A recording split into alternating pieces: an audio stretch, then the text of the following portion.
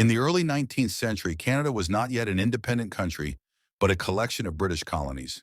Tensions between Britain and the United States were high due to trade restrictions, territorial disputes, and the British practice of forcibly recruiting American sailors into their navy.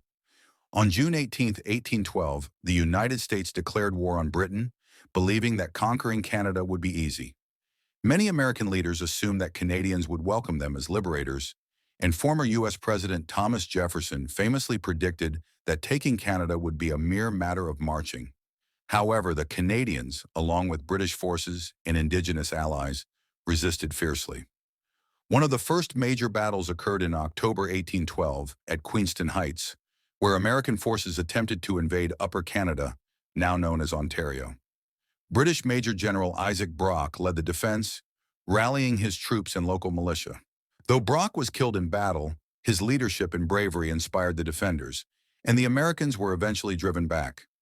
Meanwhile, Shawnee Chief Tecumseh, a powerful Indigenous leader, allied with the British to resist American expansion into Indigenous lands. His warriors played a crucial role in the war, particularly in the British-led capture of Detroit in 1812, which was a significant early victory.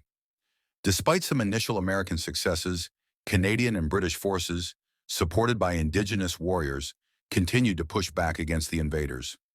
In 1813, American forces captured and burned Fort York, the site of present-day Toronto, but they could not hold it for long.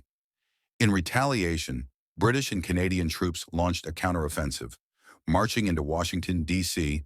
in 1814. They set fire to the White House, the Capitol building, and other government structures, shocking the American leadership and marking one of the most dramatic moments of the war.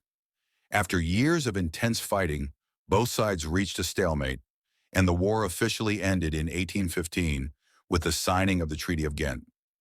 While the treaty restored pre-war borders, meaning no land was gained or lost, the war had lasting consequences for Canada. It reinforced Canadian identity and ensured that the country would remain separate from the United States. The conflict also strengthened British control over the region and highlighted the crucial role of Indigenous nations in defending their territories. The War of 1812 is now remembered in Canada as a defining moment in its history.